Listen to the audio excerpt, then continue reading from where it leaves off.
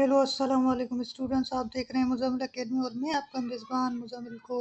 अल्हम्दुलिल्लाह फिज़िक्स का paper first year का आज जो प्री इंजीनियरिंग का था, अल्हम्दुलिल्लाह मेरा 100% टारगेट पेपर लगा और बहुत बड़ी बात के एग्जैक्ट सेम न्यूमेरिकल लगी। सही है। तो न्यूमेरिकल और सेक्शन बी और सेक्शन सी की तरफ जाने से पहले मैं आपको डिटेल एक्सप्लेनेशन कर देता हूँ एमसीक्यूज की। सही है, क्योंकि एमसीक्यूज में थोड़े आपके पास न्यूमेरिकल टाइप के थे, तो डिटेल में इनकी एक्सप्लेनेशन करेंगे। तो सबसे पहला हमारे पास जो एमसीक्यूज आता है, सबसे पहला एमसीक्यूज क्या है? The dot product of unit vector I and के इज। डॉट प्रोडक्ट जो आई और के बीच में आपके पास होती है, वो हमारे पास क्या होती है? वो आपके पास ये जो होते हैं ना, परपेंडिकुलर होते हैं, तो उनकी डॉट प्रोडक्ट क्या होगी? ज़ीरो।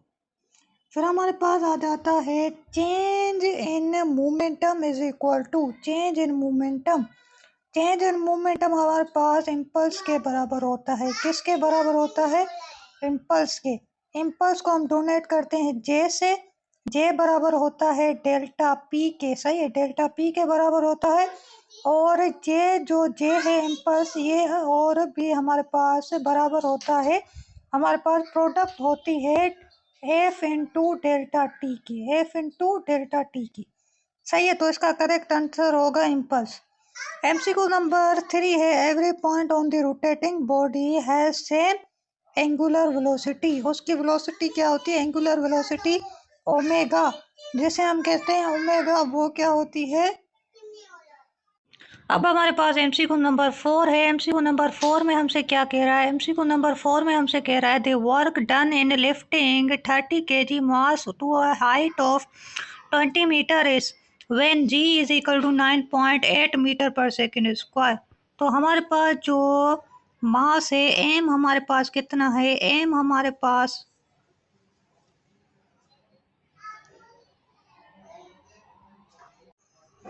तो इसमें हमारे पास एम जो है, इसका फॉर्मूला मैं बस बता देता हूँ आपको। डब्ल्यू बराबर होता है एम जी एच के। किसके बराबर होता है? एम जी एच के।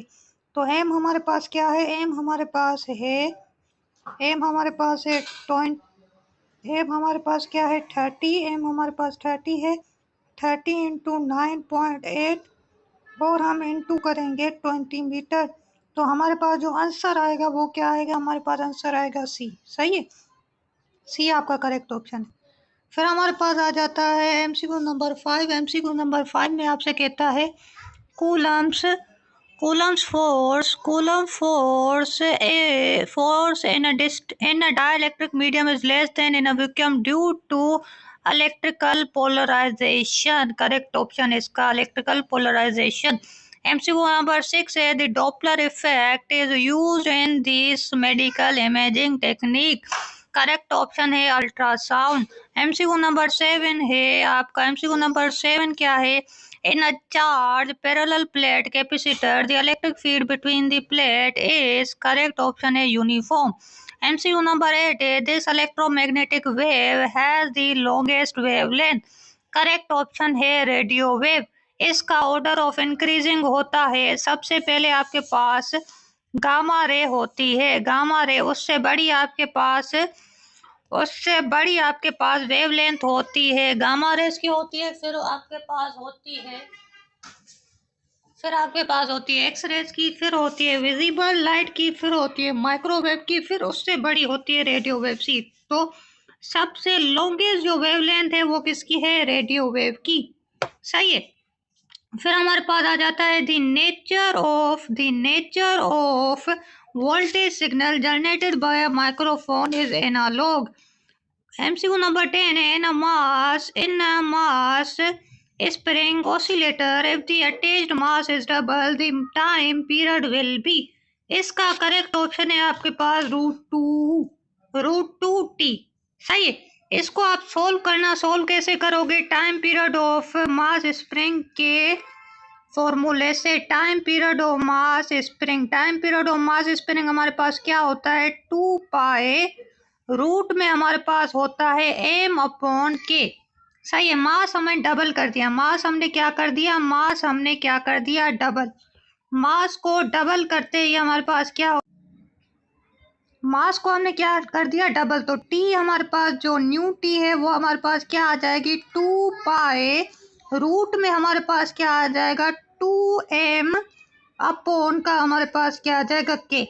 अब इस रूट 2 को, ये 2 रूट में है ना, इसको बाहर निकालो। सही है, तो इसको हम बाहर निकालेंगे, शुरू में लेके आएंगे √2 और फिर हमारे पास क्या बच जाएगा? 2 पाई रूट एम अपॉन के। सारा ये बच जाएगा।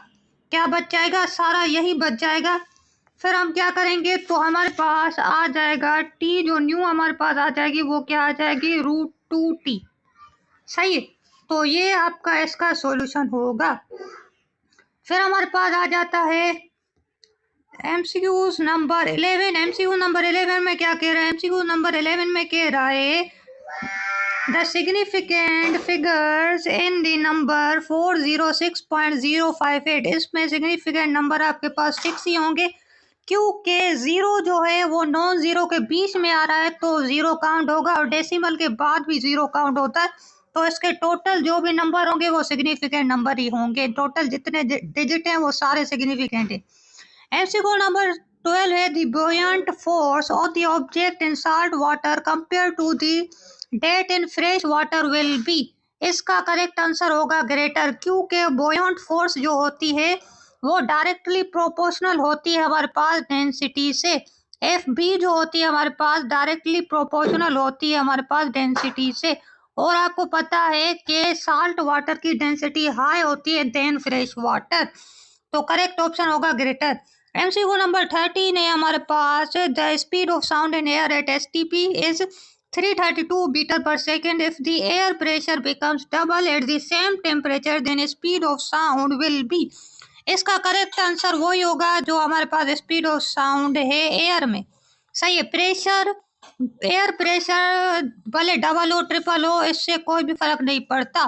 फिर हमारे पास MCQ नंबर 14 आता है। MCQ नंबर 14 में कहता है कि अगर हम क्रॉस सेक्शनल एरिया को डिक्रीज कर देते हैं तो हमारे पास वेलोसिटी क्या होगी? वेलोसिटी हमारे पास इंक्रीज होगी, क्योंकि आपके पास एरिया जो है वो इनवर्सली प्रोपोर्शनल होता है वेलोसिटी से। फिर हमारे पास आता है MCQ number 15 the reciprocal of resistance is called. इसको कहते हैं कंडक्टेंस, और इसका ऐसा यूनिट आपके पास होता है siemens. MCQ number 16 second last MCQ, इसमें आता है the SI unit of dielectric. The SI unit of electric current is ampere. The light having only a single wavelength lambda is called monochromatic. Mono mean एक, chromatic mean wavelength, तो monochromatic. तो ये आपके MCQ हो गए। अब हम चलते हैं सेक्शन बी की तरफ।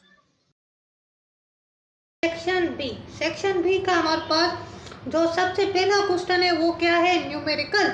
सही है, ये भी एग्जैक्ट मेरे टारगेट पेपर से लगा है, यूनिट नंबर 8 इलेक्ट्रिक फील्ड से, बस थोड़ी डेटा चेंज है। सही है, थोड़ी डेटा चेंज हमारे पास आ जाता है न्यूमेरिकल नंबर क्वेश्चन नंबर 2 जो कि न्यूमेरिकल है। सही है, ये जो न्यूमेरिकल है ये मेरे टारगेट पेपर से नहीं लगा। फिर हमारे पास आ जाता है क्वेश्चन नंबर 3, ये भी न्यूमेरिकल है, बहुत आसान न्यूमेरिकल है। सही है, अगर आपने मेरे टारगेट पेपर की थ्योरी भी पढ़ी होगी ना, आपने ये न्यूमेरिकल कर लिए होंगे।